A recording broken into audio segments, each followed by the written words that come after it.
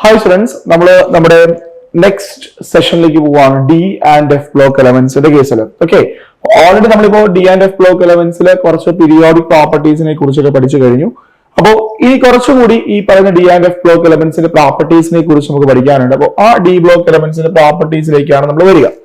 അപ്പൊ അതില് നമ്മൾ നെക്സ്റ്റ് പ്രോപ്പർട്ടിയെ കുറിച്ച് പറയുകയാണ്, that is what you call complex formation എന്നുള്ളത്. നമുക്കറിയാം ഓൾറെഡി നമ്മൾ കോർഡിനേഷൻ കോമ്പൗണ്ട്സ് എന്ന് പറയുന്ന ചാപ്റ്ററിൽ ഈ പറയുന്ന ഡി ബ്ലോക്ക് എലമെന്റ്സിന്റെ കോമ്പൗണ്ടുകളെ കുറിച്ച്, കോർഡിനേറ്റ് ബോണ്ട് ഫോർമേഷനെ കുറിച്ച് വളരെ ഡീറ്റെയിൽ ആയിട്ട് പഠിച്ചിട്ടുണ്ട്. അപ്പോ ഈ പറഞ്ഞതുപോലെ കോംപ്ലക്സ് ഫോർമേഷൻ നമുക്കറിയാം, ഈ പറഞ്ഞതുപോലെ മെറ്റൽ അയോൺസിന്, അതായത് നമ്മുടെ ഡി ബ്ലോക്ക് എലമെന്റ്സിലുള്ള മെറ്റൽ അയോൺസ് ആണ് സാധാരണ എന്ത് ചെയ്യുക, ഈ പറഞ്ഞതുപോലെ കോംപ്ലക്സ് ഫോർമേഷന് കാരണമാവുക. അപ്പൊ അതിലേക്ക് നമ്മൾ പറയുന്നുണ്ടെങ്കിൽ നെഗറ്റീവ് അയോൺസ് അല്ലെങ്കിൽ ന്യൂട്രൽ മോളിക്യൂൾസ്, ലോൺ പെയർസ് ഉള്ള നെഗറ്റീവ് അയോൺസ് അല്ലെങ്കിൽ ന്യൂട്രൽ മോളിക്യൂൾസ് എന്ത് ചെയ്യാം, ഈ മെറ്റൽ അയോൺസുമായിട്ട് ഒരു കോംപ്ലക്സ് ഫോം ചെയ്യാനുള്ള പോസിബിലിറ്റി ഉണ്ട്. ആൻഡ് നമ്മൾ ഇങ്ങനെയുള്ള ന്യൂട്രൽ അയോൺസിനെ അല്ലെങ്കിൽ ഈ പറയുന്ന ലോൺ പെയർ ഓഫ് ഇലക്ട്രോൺസ് ഉള്ള ആനയോൺസിനെ നമ്മൾ വിളിക്കുന്ന പേരാണ് V call it as Luis base എന്ന് പറയാം. അല്ലെങ്കിൽ കോംപ്ലക്സ് ഫോർമേഷനിൽ നമ്മൾ അവയെ വിളിക്കുന്ന പേര് വി കോൾ ഇറ്റ് ആസ് ലിഗാൻഡ്സ് എന്നാണ് പറഞ്ഞു വെക്കുക. അപ്പൊ ഈ ലിഗാൻഡ്സ് എന്ത് ചെയ്യാം, ഇങ്ങനെ നമ്മുടെ മെറ്റലുമായിട്ട് ബോണ്ട് ഫോം ചെയ്യാനുള്ള പോസിബിലിറ്റി ഉണ്ട്.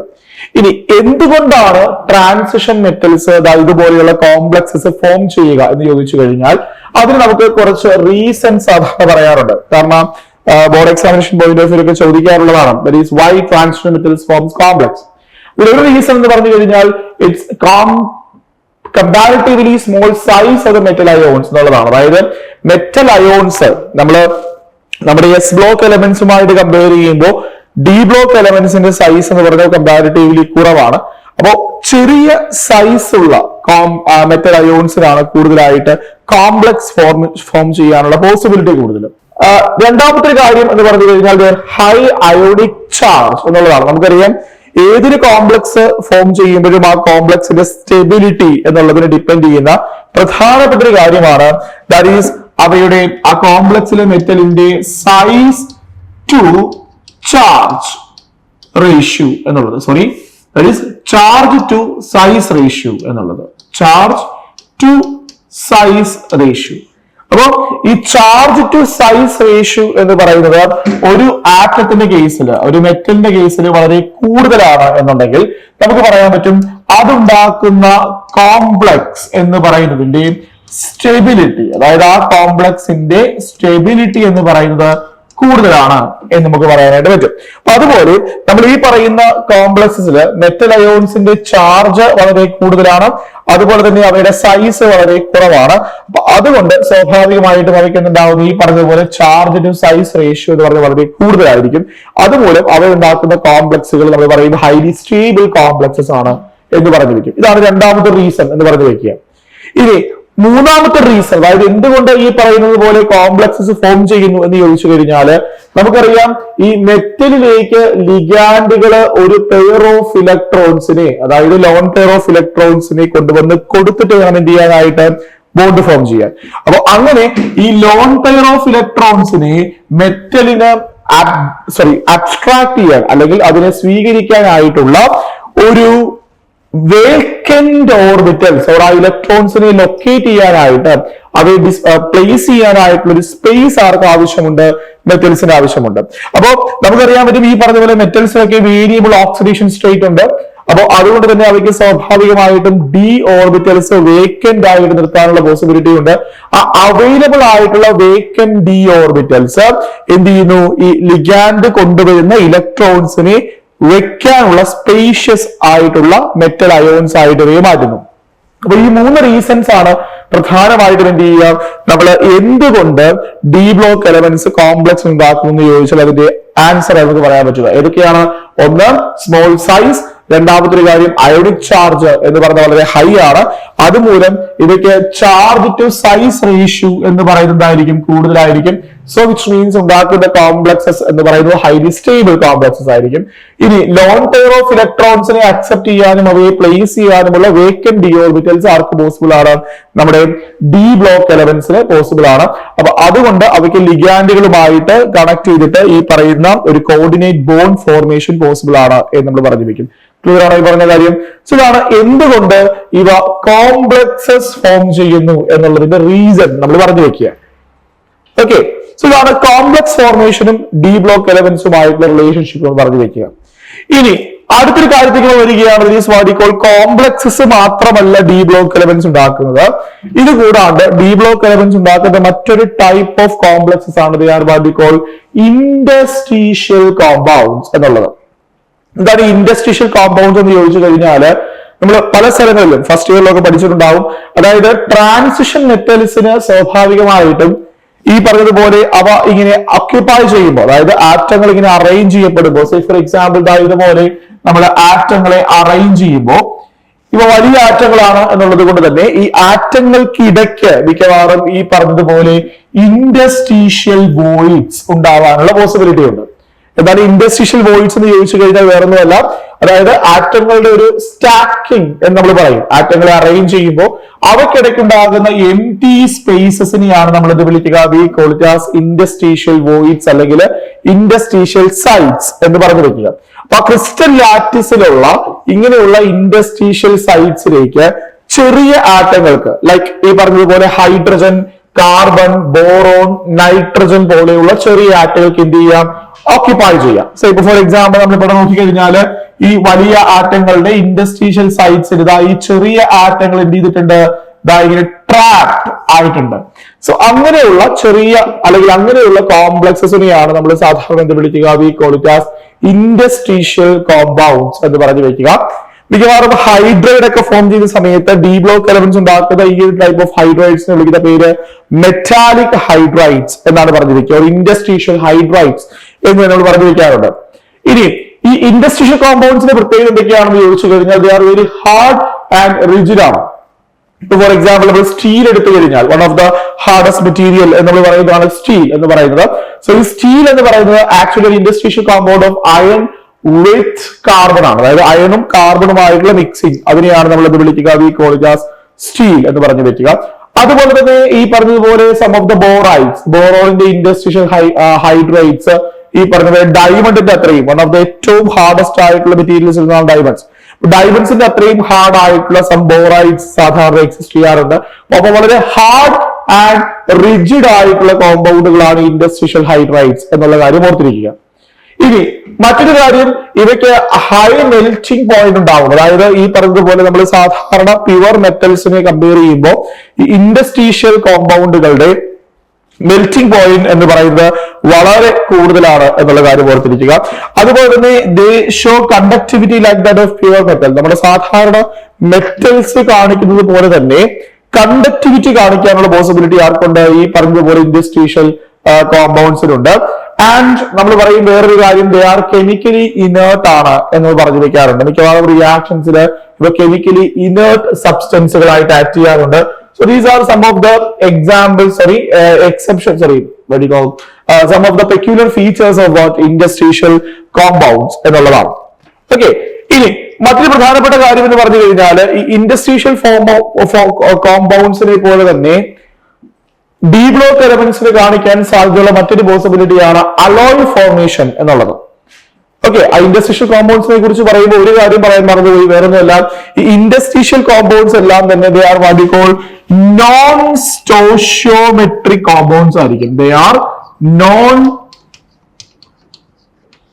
സ്റ്റോഷിയോമെട്രിക് കോമ്പൗണ്ട്സ് ആയിരിക്കും. എന്നാൽ ഈ നോൺ സ്റ്റോഷിയോമെട്രിക് എന്ന് പറഞ്ഞു കഴിഞ്ഞാൽ വേറൊന്നുമല്ല, അതായത് ഈ പറഞ്ഞ പോലെ ഇന്റർസ്റ്റീഷ്യൽ വോയിഡ്സില് ആറ്റങ്ങൾ ഇങ്ങനെ ഇൻട്രാപ്പ് ചെയ്യപ്പെടുമ്പോൾ ഈ എ ആൻഡ് ബി ആറ്റങ്ങൾ തമ്മിൽ there is no such an interactions ആണ്, പ്രത്യേകിച്ച് ഇന്ററാക്ഷൻസ് ഒന്നുമില്ല.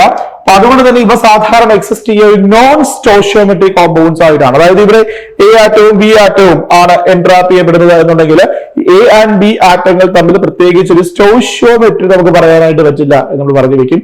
സോ ഇവിടെ ഉണ്ടാവുക പ്രധാനമായിട്ടും ഒരു ഹോസ്റ്റ് ഗസ്റ്റ് ഇന്ററാക്ഷൻ ആണ് എന്ന് നമ്മൾ പറഞ്ഞു വെക്കാറുണ്ട്. ക്ലിയർ? ഒരു നോൺ സ്റ്റോഷിയോമെട്രിക് കോമ്പൗണ്ട്സ് ആണ് സാധാരണ ഇന്റർസ്റ്റീഷ്യൽ കോമ്പൗണ്ട്സ് ഉണ്ടാക്കുന്നത് എന്നുള്ള കാര്യം എന്ത് ചെയ്യാം, ഓർത്തു വെക്കുക. ഇനി ഇതുപോലെ വളരെ ഇമ്പോർട്ടന്റ് ആയിട്ടുള്ള മറ്റൊരു കാറ്റഗറി ഓഫ് കോമ്പൗണ്ട്സ് ആണ് that is what we call alloys എന്നുള്ളത്. ഓക്കെ, അതായത് ഈ പറഞ്ഞ പോലെ ഡി ബ്ലോക്ക് എലമെന്റ്സിന് ഉണ്ടാക്കാൻ സാധ്യതയുള്ള മറ്റൊരു കാറ്റഗറിയാണ് ദാറ്റ് ഈസ് അലോയ്സ്. അതായത് നമുക്കറിയാം സാധാരണ ഈ പറഞ്ഞതുപോലെ രണ്ട് അല്ലെങ്കിൽ അതിൽ കൂടുതൽ കോമ്പൗണ്ടുകളുടെ ഒരു കോമ്പിനേഷനെയാണ് നമ്മൾ സാധാരണ എന്ന് പറഞ്ഞു വെക്കുക അലോയ്സ് എന്ന് പറഞ്ഞു വെക്കുക. അപ്പോ ഈ പറഞ്ഞതുപോലെ ആറ്റംസ് ഓഫ് എം, അതായത് എം എന്ന് പറയുന്ന ആറ്റം, ഇവിടെ രണ്ട് ആറ്റങ്ങൾ തമ്മിലുള്ള ഒരു കോമ്പിനേഷൻ ആയിട്ടാണ് നമ്മൾ എന്ത് പറഞ്ഞു വെക്കുക അലോയ് എന്ന് പറയുക. അതായത് എം എന്ന് പറയുന്ന ആറ്റവും എം ഡാഷ് എന്ന് പറയുന്ന ആറ്റവും ഈക്വലി മിക്സ് ചെയ്യുകയാണ് എന്നുണ്ടെങ്കിൽ അവയാണ് സാധാരണ അലോയ്സ് ഫോം ചെയ്യുക. ഫോർ എക്സാമ്പിൾ, വളരെ കോമൺ ആയിട്ട് നമ്മൾ യൂസ് ചെയ്യുന്ന അലോയ്സ് ആണ് ബ്രാസ് എന്നുള്ളത്, കോപ്പറും സിങ്കുമായിട്ടുള്ള കോമ്പിനേഷൻ ആണ്. അതുപോലെ ബ്രോൺസ് എന്നുള്ളത് കോപ്പറും അതുപോലെ തന്നെ ടിന്നുമായിട്ടുള്ള കോമ്പിനേഷൻ ആണ്. അതുപോലെ മെർക്കുറിയുടെ അലോയ്സ് നമ്മൾ സാധാരണ പറഞ്ഞു വെക്കുക അമാൽഗംസ് എന്ന് പറഞ്ഞു വെക്കാറുണ്ട്. അമാൽഗംസ് സോ അമാൽഗംസ് എന്ന് പറഞ്ഞാൽ മെർക്കുറിയും അതുപോലെ തന്നെ മെറ്റലുമായിട്ടുള്ള അലോയ്സിനെയാണ് നമ്മൾ എന്ത് വിളിക്കുക, വി കോൾ ഇറ്റ് ആസ് അമാൽഗംസ് എന്ന് പറഞ്ഞു വെക്കുക. സോ ഇവയൊക്കെ സാധാരണ ഡെഫിനിറ്റ് ആയിട്ടുള്ള ഓരോ പർപ്പസുകൾക്ക് വേണ്ടിയിട്ട് നമ്മൾ എന്ത് ചെയ്യാറുണ്ട്, ട്യൂൺ ചെയ്തിട്ട് എലമെന്റുകളെ ഉണ്ടാക്കാറുണ്ട് എന്നുള്ള കാര്യം ഓർത്തിരിക്കുക. സോ അലോയ് ഫോർമേഷൻ സാധാരണ നമ്മുടെ ഡി ബ്ലോക്ക് എലമെന്റ്സ് കാണിക്കുന്ന മറ്റൊരു പെക്യൂലിയർ ഫീച്ചർ ആണ് എന്നുള്ളത് ഓർത്തിരിക്കുക. ക്ലിയർ ആണോ? ഇനി നമ്മൾ നെക്സ്റ്റ് കാറ്റഗറിയിലേക്ക് പോവുകയാണ്. ദാറ്റ് ഈസ് ഈ പറയുന്ന ഡി ബ്ലോക്ക് എലമെന്റ്സ് എല്ലാം തന്നെ സാധാരണ കളേർഡ് കോമ്പൗണ്ടുകൾ ഉണ്ടാക്കാറുണ്ട്. നമുക്കറിയാം നമ്മൾ സാധാരണ കാണപ്പെടുന്ന ജെം സ്റ്റോൺസ്, ഓക്കെ, അവയെല്ലാം തന്നെ ഡിഫറെന്റ് ആയിട്ടുള്ള കളറുകളിൽ എക്സിസ്റ്റ് ചെയ്യാറുണ്ട്. സോ ഈ ജെം സ്റ്റോൺസ് എല്ലാം തന്നെ മിക്കവാറും എന്താണ് ഡി ബ്ലോക്ക് എലമെന്റ്സിന്റെ കോമ്പിനേഷൻസ് അതിലുള്ളത് കൊണ്ടാണ് സ്പെസിഫിക് ആയിട്ടുള്ള കളർ പ്രൊഡ്യൂസ് ചെയ്യുക. ഇപ്പോ നമ്മൾ എന്തുകൊണ്ടാണ് ഈ പറയുന്ന D block elements colour produce ചെയ്യുക എന്നുള്ളതിനെ കുറിച്ച് പലപ്പോഴും പറഞ്ഞു വെക്കാറുണ്ട്. അതായത് D block elements colour produce ചെയ്യാനുള്ള കാരണം എന്ന് പറയുന്നത് നമ്മൾ പറയും it is nothing but that is D transition എന്നുള്ളതാണ്. ഡി ട്രാൻസിഷൻ, അതായത് നമ്മുടെ മെറ്റലില്, അതായത് ഒരു കോംപ്ലക്സ് നമ്മൾ എടുക്കുമ്പോൾ ആ കോംപ്ലക്സിലെ മെറ്റലിന് ഡി ട്രാൻസിഷൻ പോസിബിൾ ആണ് എന്നുണ്ടെങ്കിൽ നമ്മൾ പറയുന്നത് എന്തായിരിക്കും, ഈ പറഞ്ഞതുപോലെ കളർ പ്രൊഡ്യൂസ് ചെയ്യാനുള്ള പോസിബിലിറ്റി ഉണ്ട്.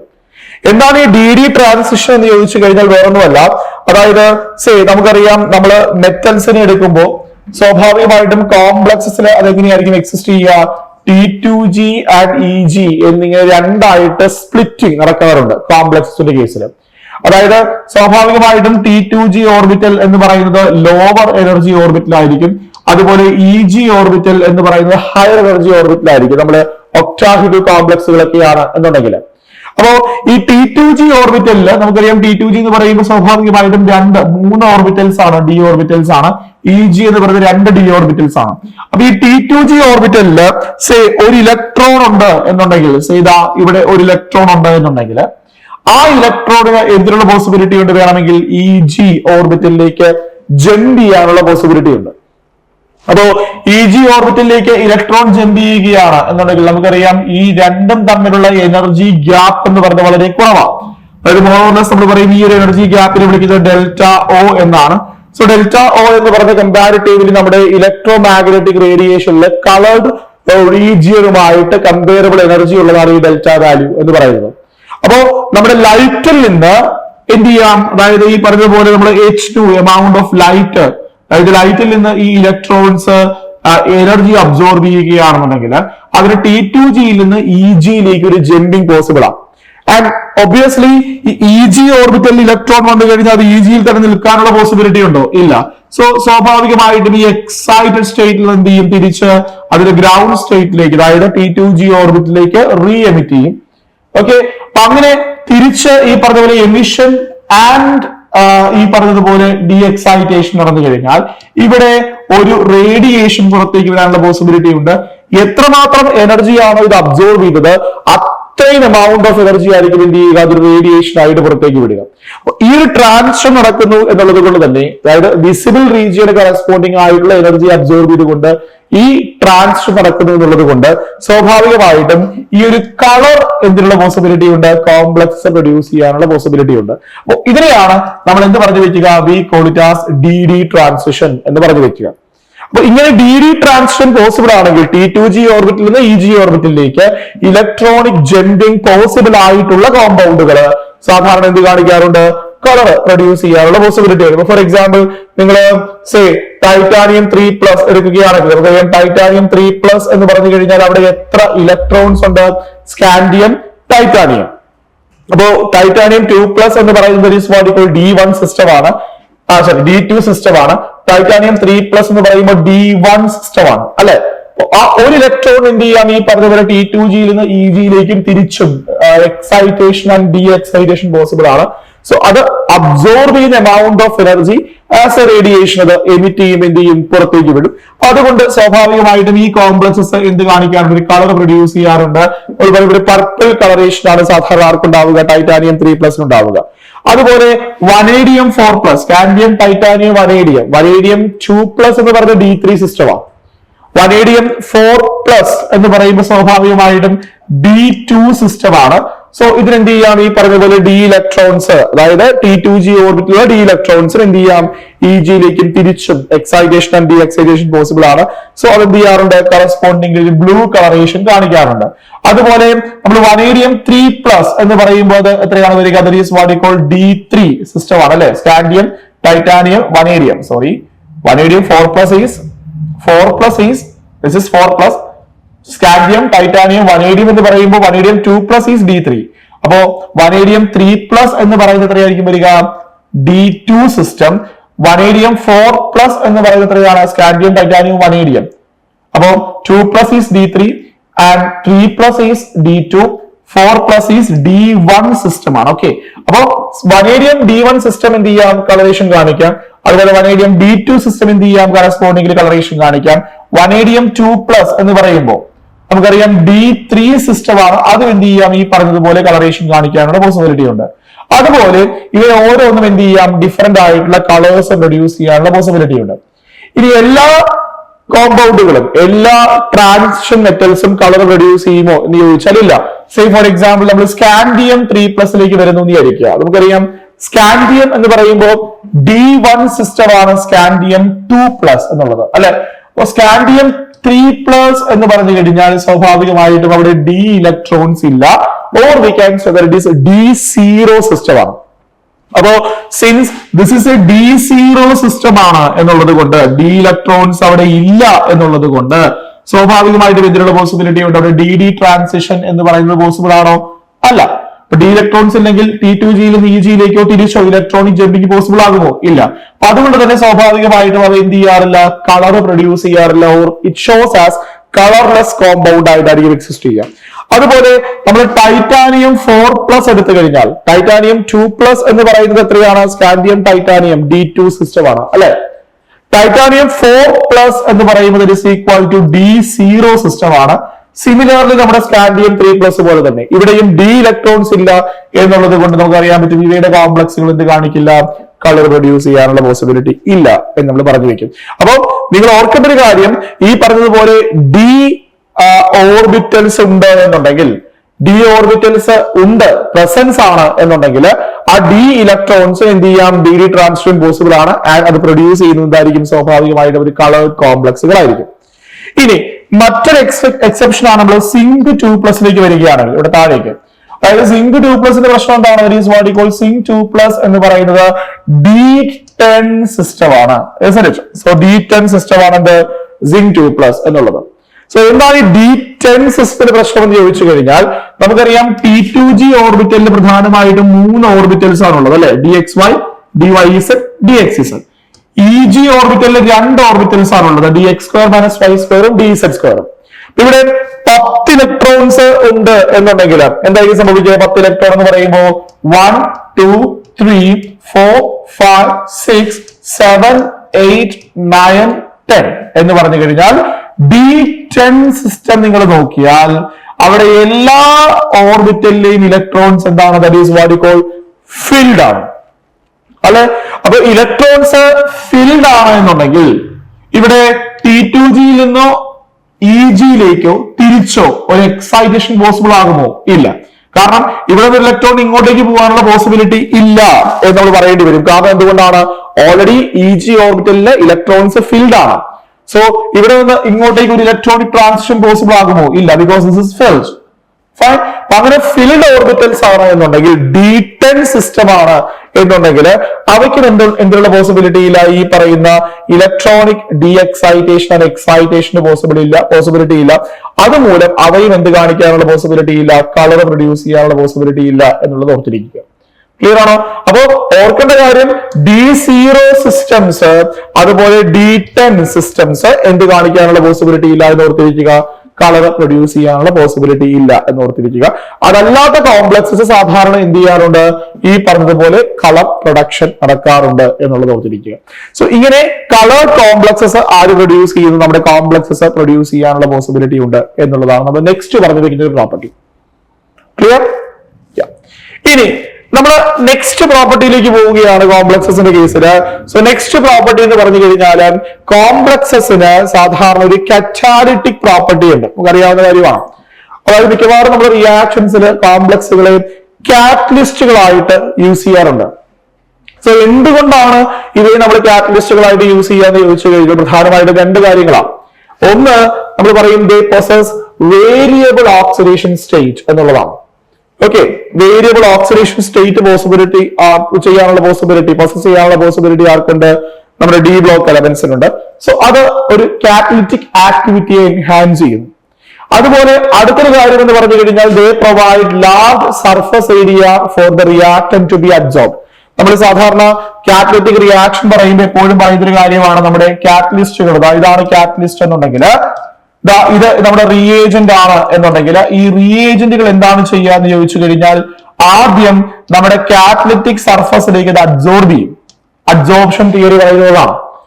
ആൻഡ് അതിനുശേഷം ഇവിടെ വെച്ച് റിയാക്ടന്റ് എന്തായിട്ട് മാറും, it is converted to product ആയിട്ട് മാറും. ദെൻ ഈ പറഞ്ഞതുപോലെ പ്രോഡക്റ്റ് സ്വാഭാവികമായിട്ടും എന്ത് ചെയ്യും, നമ്മുടെ സർഫസിൽ നിന്ന് ഡീസോർബ് ചെയ്യുന്നു. അങ്ങനെ ആ റിയാക്ഷൻ നടക്കാനുള്ള ഒരു സർഫസ് ആയിട്ടാണ് ആക്ച്വലി എന്ത് ചെയ്യുക, നമ്മുടെ കാറ്റലിസ്റ്റുകൾ പലപ്പോഴും ആക്ട് ചെയ്യുക. അപ്പൊ അങ്ങനെ സർഫസ് ഏരിയ ഓഫ് കാറ്റലിസ്റ്റ് കൂടുന്തോറും റിയാക്ടിവിറ്റി ഓർ കാറ്റലിറ്റിക് ആക്ടിവിറ്റി കൂടുകയാണ് ചെയ്യുക. ഇൻ ദാറ്റ് റെസ്പെക്ട് നമുക്ക് പറയാൻ പറ്റും ഈ പറഞ്ഞതുപോലെ നമ്മുടെ ഡി ബ്ലോക്ക് എലമെന്റ്സിന് എന്തുണ്ട്, അവയുടെ കോംപ്ലക്സസിന് എന്തുണ്ട്, സർഫസ് ഏരിയ എന്ന് പറയുന്നത് വളരെ കൂടുതലാണ്. അതുമൂലം അവ എന്ത് പ്രൊഡ്യൂസ് ചെയ്യാനുള്ള പോസിബിലിറ്റി ഉണ്ട്, കാറ്റലിറ്റിക് ആക്ടിവിറ്റി പ്രൊഡ്യൂസ് ചെയ്യാനുള്ള പോസിബിലിറ്റി ഉണ്ട്. വളരെ കോമൺ ആയിട്ട് പല സ്ഥലങ്ങളിലും നമ്മൾ കാറ്റലിസ്റ്റുകൾ യൂസ് ചെയ്യാറുണ്ട്. അതിലെ പ്രധാനപ്പെട്ട കുറച്ച് കാറ്റലിസ്റ്റുകൾ ഓർത്തിരിക്കുക. ഒന്ന് സീഗ്ലർ നാട്ട കാറ്റലിസ്റ്റ് എന്നുള്ളതാണ്. ടൈറ്റാനിയം ടെട്രാക്ലോറൈഡും അതുപോലെ തന്നെ ട്രൈ ആൽക്കൈൽ അലൂമിനിയവും കൂടിയുള്ള ഒരു കോമ്പിനേഷനെയാണ് നമ്മൾ എന്ത് പറഞ്ഞിരിക്കുക, we call it as Ziegler Natta catalyst എന്ന് പറഞ്ഞിരിക്കുക. അതായത് TiCl4 ഉണ്ടാവും, Al(C2H4H5) ത്രൈസ്. സോ ഈ കോമ്പിനേഷനെയാണ് നമ്മൾ എന്ത് വിളിക്കുക, we call it as Ziegler Natta catalyst എന്ന് പറയുക.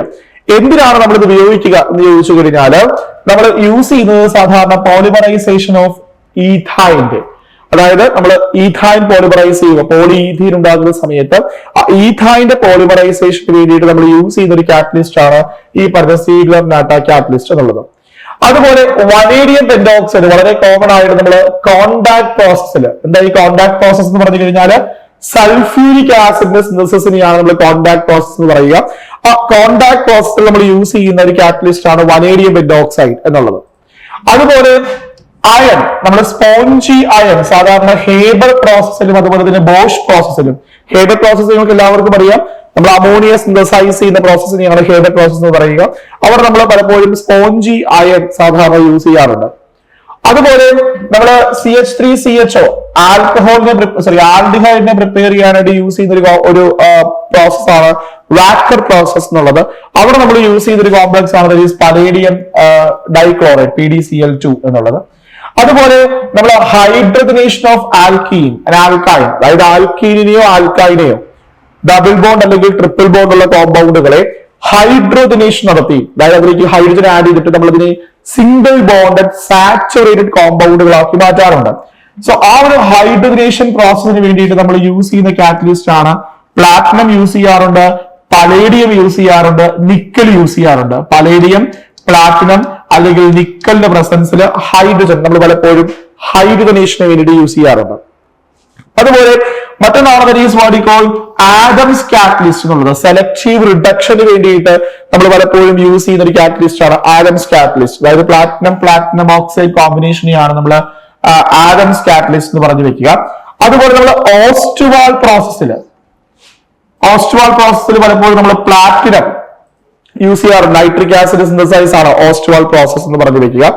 അതുപോലെ പ്ലാറ്റിനം റോഡിയം കൂടിയുള്ള കോമ്പിനേഷൻ പലപ്പോഴും നമ്മൾ ഈ പറഞ്ഞതുപോലെ അമോണിയൻ NO2 ആക്കി മാറ്റാൻ അതാണ് നമ്മൾ ഈ പറഞ്ഞതുപോലെ ഓസ്റ്റ്വാൾ പ്രോസസ് പറയും, അവിടെ നമ്മൾ യൂസ് ചെയ്യാറുണ്ട് എന്നുള്ള കാര്യം ഓർത്തിരിക്കുക. അതുപോലെ നമ്മൾ കോപ്പർ പലപ്പോഴും ഓക്സിഡേഷൻ പ്രോസസ്സുകളിൽ സെലക്ടീവ് ഓക്സിഡേഷൻ ഓഫ് ആൽക്കഹോൾസിൽ പലപ്പോഴും നമ്മൾ എന്ത് ചെയ്യാറുണ്ട്, ഈ പറഞ്ഞതുപോലെ കോപ്പർ യൂസ് ചെയ്യാറുണ്ട്. So these are what we call the non catalyst. വളരെ കോമൺ ആയിട്ട് നമ്മൾ യൂസ് ചെയ്യുന്ന പ്രധാനപ്പെട്ട കുറെ കാറ്റലിസ്റ്റുകൾ ആയവയാണ്.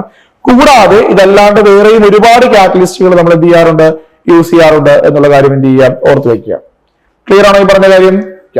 ഇനി നമുക്കറിയാം ബയോളജിക്കലി ആക്റ്റീവ് ആയിട്ടുള്ള ഒരുപാട് റിയാക്ഷൻസിൽ നമ്മൾ ഈ പറഞ്ഞതുപോലെ നമ്മുടെ കോംപ്ലക്സസ് യൂസ് ചെയ്യാറുണ്ട്. ഫോർ എക്സാമ്പിൾ നമ്മള് B12 വൈറ്റമിൻ B12 എന്ന് പറയുന്നത് സയനോകൊബാളമീൻ എന്ന് പറയുന്ന ഒരു കോംപ്ലക്സസ് ആണ്. അപ്പൊ കൊബാൾട്ടിന്റെ ഒരു കോംപ്ലക്സ് ആണ് സാധാരണ എന്ത് പറഞ്ഞു വെക്കുക, നമ്മൾ B12 വൈറ്റമിൻ B12 പറഞ്ഞു വെക്കുക. അതുപോലെ മഗ്നീഷ്യം ആയിട്ട് ഒരു കോംപ്ലക്സ് പലപ്പോഴും നമ്മൾ എന്തിനു വേണ്ടിയിട്ട് ഒരു കോർഡിനേഷൻ കോംപ്ലക്സ് നമ്മൾ യൂസ് ചെയ്യാറുണ്ട്, അതാണ് ക്ലോറോഫിൽ എന്നുള്ളത്. നമുക്കറിയാം നമ്മൾ ഫോട്ടോസിന്തസിന് യൂസ് ചെയ്യുന്നത് ഈ പറഞ്ഞ പോലെ ക്ലോറോഫിൽ ആണ്. അതുപോലെ നമ്മുടെ ഹീമോഗ്ലോബിനില് ഏറ്റവും കൂടുതൽ ഉള്ള ഒരു കമ്പോണന്റ് ആണ് ദാറ്റ് ഈസ് അയൺ. അതായത് ഹീം ഗ്രൂപ്പും അയണുമായിട്ടുള്ള കോമ്പിനേഷനെയാണ് നമ്മൾ ഹീമോഗ്ലോബിൻ എന്ന് പറഞ്ഞു വെക്കുക. So these are what we call the major applications of metals or D block elements as catalyst എന്നുള്ളത്. ക്ലിയർ ആണോ? ഇത്രയും കാര്യങ്ങൾ എന്ത് ചെയ്യുക, നമ്മൾ കാറ്റലിസ്റ്റുകളുമായി ബന്ധപ്പെട്ട് പറയുമ്പോൾ എന്ത് ചെയ്യുക, ഓർത്ത് വെക്കുക. ഫൈൻ. ഇനി നമ്മൾ നെക്സ്റ്റ് പ്രോസസ്സിലേക്ക് വരികയാണ്. നെക്സ്റ്റ് നമ്മൾ പറഞ്ഞു വെക്കുക ഓക്സൈഡ്സ് എന്നുള്ളതാണ്. അതായത് ഡി ബ്ലോക്ക് എലമെന്റ്സിന്റെ ഓക്സൈഡ്സ് എന്തൊക്കെയാണ് എന്നുള്ളതാണ് നമ്മൾ നോക്കാൻ പോവുക. നമുക്കറിയാം ഡി ബ്ലോക്ക് എലമെന്റ്സ് സാധാരണ വെറൈറ്റി ഓഫ് ഓക്സൈഡ്സ് ഉണ്ടാക്കാറുണ്ട്. അതായത് ഇപ്പൊ നമ്മൾ സ്കാൻഡിയം മുതൽ സിങ്ക് വരെ എടുത്തു കഴിഞ്ഞാൽ സ്വാഭാവികമായിട്ടും ഇങ്ങനെ ഓക്സൈഡ്സ് ഫോം ചെയ്യാനുള്ള പോസിബിലിറ്റി ആർക്കുണ്ട്, ഈ പറഞ്ഞ ഡി ബ്ലോക്ക് എലമെന്റ്സിനുണ്ട്. ഇനി അതില് നമ്മൾ പറയും സ്വാഭാവികമായിട്ടും ഈ ഓക്സൈഡ് ഫോർമേഷനെ കുറിച്ച് പറയുമ്പോൾ ഇവിടെ നമ്മൾ 8, 9, 10 ഗ്രൂപ്പിലുള്ള എലമെന്റ്സ് ഉണ്ടാക്കുന്ന ഓക്സൈഡുകളുടെ എണ്ണം വളരെ കുറവാണ് എന്ന് നമ്മൾ പറഞ്ഞു വെക്കും. സോ അതിന് നമ്മൾ പലപ്പോഴും ഓക്സൈഡ് ഗ്യാപ്പ് എന്നൊക്കെ പറഞ്ഞു വെക്കാറുണ്ട്. ഓക്കെ. ഇനി നമ്മൾ ഈ ഓക്സൈഡിനെ കുറിച്ച് പറയുമ്പോൾ പ്രധാനമായിട്ടും കുറച്ച് കാര്യങ്ങൾ നിങ്ങൾ ഓർത്തിരിക്കണം ഓക്സൈഡുമായി ബന്ധപ്പെട്ട്. സോ എന്തൊക്കെയാണ് ഓക്സൈഡുമായി ബന്ധപ്പെട്ട് നിങ്ങൾ ഓർത്തിരിക്കേണ്ട കാര്യങ്ങൾ എന്ന് ചോദിച്ചു കഴിഞ്ഞാൽ, ഫസ്റ്റ് വൺ നമ്മൾ പറയും ട്രാൻസ്ഫെൻ സീരീസില് ആദ്യത്തെ ട്രാൻസ്ഫെൻ സീരീസ്, അതായത് ഫസ്റ്റ് ട്രാൻസ്ഫെൻ സീരീസിലുള്ള സബ്സ്റ്റൻസുകൾ ഓക്സൈഡ് ഫോം ചെയ്യുക ഓക്സൈഡുമായിട്ടുള്ള ഡയറക്റ്റ് കോമ്പിനേഷൻ ആണ്. പക്ഷെ ഹൈ ടെമ്പറേച്ചറിലായിരിക്കും എന്ത് ചെയ്യുക, സാധാരണ ഇവ ഓക്സൈഡ് ഫോം ചെയ്യാനുള്ള പോസിബിലിറ്റി. അതുപോലെ നമ്മൾ പറയുന്ന ഓക്സിഡേഷൻ സ്റ്റേറ്റ് +1 മുതൽ +7 വരെ, മാഗ്നീസ് ഒക്കെ ആണെങ്കിൽ +7 വരെയുള്ള കോമ്പൗണ്ടുകളിൽ എന്ത് ചെയ്യാറുണ്ട്, ഓക്സൈഡ് ഫോം ചെയ്യാറുണ്ട് കോമൺലി. ആൻഡ് നമ്മൾ ഓസ്മിയം ഒക്കെ ആണെങ്കിൽ ഓസ്മിയം ടെട്രോക്സൈഡ് എന്ന് പറയുന്ന ഓസ്മിയം എത്രയാണ്, +8 ഓക്സിഡേഷൻ സ്റ്റേറ്റിലാണ് എക്സിസ്റ്റ് ചെയ്യുക. അപ്പൊ ഈ പറഞ്ഞ ഏകദേശം +8 വരെയുള്ള അല്ലെ +7 വരെ കോമൺ ആയിട്ട് എന്ത് ചെയ്യാറുണ്ട്, ഓക്സൈഡ്സ് ഫോം ചെയ്യാനുള്ള പോസിബിലിറ്റി ഈ പറയുന്ന എലമെന്റുകൾക്ക് ഉണ്ട് എന്നുള്ളത് ഓർത്തിരിക്കുക. ഇനി നമ്മൾ പറഞ്ഞു 7 അല്ല +8 ആണ്. അതായത് Mn2O7 എന്നുള്ളതിലാണ് മാംഗനീസ് ഏറ്റവും കൂടുതൽ ഹയർ ഓക്സിഡേഷൻ സ്റ്റേറ്റ് കാണിക്കുക +7. ഓക്കെ. പിന്നെ അതുകൂടാണ്ട് ഹയർ ഓക്സിഡേഷൻ സ്റ്റേറ്റിന്റെ അയൺ എന്ന് പറയുന്നത് Fe2O എന്ന് പറയുന്നതാണ്. Fe2O എന്ന് പറയുന്നതാണ് ഏറ്റവും നോൺ ആയിട്ടുള്ള എന്താണ് higher oxidation state of iron കാണിക്കുക. പിന്നെ നമ്മൾ പറയും വനേഡിയം പോലെയുള്ള ചില ഓക്സൈഡ്സ് സാധാരണ എന്ത് ചെയ്യാറുണ്ട്, ഈ പറഞ്ഞ പോലെ ഹയർ ഓക്സിഡേഷൻ സ്റ്റേറ്റിൽ സ്റ്റെബിലൈസ് ചെയ്യാറുണ്ട്. ഫോർ എക്സാമ്പിൾ ഇപ്പൊ വനേഡിയം VO2+ എന്ന് പറയുന്നത്, വനേഡിയം 5 ആണ് അവിടുത്തെ ഓക്സിഡേഷൻ സ്റ്റേറ്റ് എന്ന് പറയുന്നത്. അതുപോലെ VO2+ എന്നുള്ളത് വനേഡിയം 6 ഓക്സിഡേഷൻ സ്റ്റേറ്റ് കാണിക്കാറുണ്ട്. അതുപോലെ vanadium titanium +4 oxidation state, titanium tetroxides titanium O2+ എന്ന് പറയുന്ന കോംപ്ലക്സിൽ സാധാരണ കാണിക്കാറുണ്ട്. So these are what you call the major oxidation state of complexes എന്ന് നമ്മൾ പറഞ്ഞു വെക്കുക. ക്ലിയർ? ഇനി മറ്റൊരു കാര്യം എന്ന് പറഞ്ഞു കഴിഞ്ഞാൽ ദാറ്റ് ഈസ് ഈ പറഞ്ഞതുപോലെ സ്കാൻഡിയം ഒഴിച്ച്, ശ്രദ്ധിക്കുക, സ്കാൻഡിയം ഒഴിച്ച് ബാക്കിയുള്ള ഓക്സൈഡ്സ് എല്ലാം തന്നെ സാധാരണ MO എന്ന് പറയുന്ന ഫോർമേഷനിൽ കാണപ്പെടും. അവയെല്ലാം തന്നെ നമ്മൾ പറയും സാധാരണ അയോണിക് നേച്ചർ ആണ് എന്ന് നമ്മൾ പറഞ്ഞു വെക്കും. അതായത് MO ലോവർ ഓക്സിഡേഷൻ സ്റ്റേറ്റിലുള്ള ഓക്സൈഡ്സ് സാധാരണ എന്താണ് അയോണിക് നേച്ചർ കാണിക്കാനുള്ള പോസിബിലിറ്റി ഉണ്ട് എന്നുള്ള കാര്യം ഓർത്തിരിക്കുക. ഇനി നമ്മൾ പറഞ്ഞു ദാറ്റ് ഈസ് ഓക്സിഡേഷൻ നമ്പർ കൂടുന്നതനുസരിച്ചിട്ട് ഈ പറഞ്ഞ മെറ്റൽസിന്റെ അയോണിക് ക്യാരക്ടർ എന്നുള്ള പോസിബിലിറ്റി ഉണ്ട്, കുറയാൻ ഉള്ള പോസിബിലിറ്റി ഉണ്ട്. സേ ഫോർ എക്സാമ്പിൾ ഇപ്പൊ Mn2O7 എന്ന് പറയുന്ന കോവാലന്റ് ആയിട്ടുള്ള ഒരു കോമ്പൗണ്ട് ആണ്. പക്ഷേ CrO3 ആൻഡ് V2O5 എന്ന് പറയുന്നത് ലോ മെൽറ്റിംഗ് പോലുള്ള കോമ്പൗണ്ടുകളാണ് എന്ന് നമ്മൾ പറഞ്ഞു വെക്കും. ഇനി മറ്റൊരു കാര്യം, ഓക്സൈഡ്സിന്റെ ലോവർ ഓക്സിഡേഷൻ സ്റ്റേറ്റും ഹയർ ഓക്സിഡേഷൻ സ്റ്റേറ്റും ഒരേ മെറ്റൽസ് നിങ്ങൾ എടുക്കുകയാണെന്നുണ്ടെങ്കിൽ അവയുടെ അസിഡിറ്റി നമുക്ക് എന്ത് ചെയ്യാനായിട്ട് പറ്റും, ഈ പറഞ്ഞതുപോലെ മെഷർ ചെയ്യാനായിട്ട് പറ്റും. ഫോർ എക്സാമ്പിൾ നിങ്ങളിപ്പോ MnO, Mn3OH, Mn2O3, MnO2, Mn2O7 എന്നിങ്ങനെ നിങ്ങൾ ഓക്സൈഡ്സ് എടുക്കുകയാണെങ്കിൽ നമ്മൾ പറയുമ്പോൾ ഇങ്ങോട്ടേക്ക് പോകും തോറും ഓക്സിഡേഷൻ നമ്പർ കൂടുന്നു, അതായത് ഇങ്ങോട്ടേക്ക് പോകും തോറും അവയുടെ അസിഡിറ്റി എന്ന് പറയുന്നത് കൂടുന്നു എന്ന് നമ്മൾ പറഞ്ഞു വെക്കും. സോ അസിഡിറ്റിയുടെ ഓർഡർ ഈ എലമെന്റുകളുടെ കേസിൽ എങ്ങനെയാണെന്ന് ചോദിച്ചു കഴിഞ്ഞാൽ ഷുഡ് ബി ലൈക്ക് ദിസ് ആയിരിക്കും. ഓക്കെ, അപ്പൊ ഓർക്കേണ്ട കാര്യം ഈ പറഞ്ഞതുപോലെ അസിഡിക് നേച്ചർ എന്ന് പറയുന്നതാണ് ഓക്സിഡേഷൻ സ്റ്റേറ്റ് കൂടുന്നതനുസരിച്ച് കൂടാനുള്ള പോസിബിലിറ്റി ഉണ്ട് എന്നുള്ളത് ഓർത്തിരിക്കുക. ക്ലിയർ ആണോ? പ്രശ്നമുണ്ടോ? ഇനി നമ്മൾ ഇവയിൽ തന്നെ എടുത്തു കഴിഞ്ഞാൽ ലോവർ ഓക്സിഡേഷൻ സ്റ്റേറ്റ് ഉള്ളത് സാധാരണ എന്തായിരിക്കും, ലോ അസിഡിക് ആയിരിക്കും അല്ലെങ്കിൽ ബേസിക് ആയിരിക്കും. ഇൻ ബിറ്റ്വീൻ ഉള്ളത് സാധാരണ ആംഫോട്ടറിക് ആയിട്ട് എക്സിസ്റ്റ് ചെയ്യാനുള്ള പോസിബിലിറ്റി ഉണ്ട്. ഹയർ ഓക്സിഡേഷൻ സ്റ്റേറ്റ് ഉള്ളത് പോസിബിലിറ്റി എന്താണ്, ആസിഡിക് ആയിട്ട് എക്സിസ്റ്റ് ചെയ്യാനുള്ള പോസിബിലിറ്റി ആണ് എന്നുള്ളത് ഓർത്തിരിക്കുക. ക്ലിയർ? ഇനി നമ്മൾ Mn2O7 നമുക്കറിയാം ഇത് അസിഡിക് ആണെന്ന് പറയാനുള്ള റീസൺ എന്താണെന്ന് ചോദിച്ചു കഴിഞ്ഞാൽ ഇത് സാധാരണ വാട്ടറിൽ ഡിസോൾവ് ചെയ്ത് കഴിഞ്ഞാൽ സ്വാഭാവികമായിട്ടും ഉണ്ടാക്കുന്നത് ഒരു ആസിഡിനെ ആയിരിക്കും എന്നുള്ളത് കൊണ്ടാണ് നമ്മളിതൊരു അസിഡിക് എന്ന് പറഞ്ഞു വെക്കുക.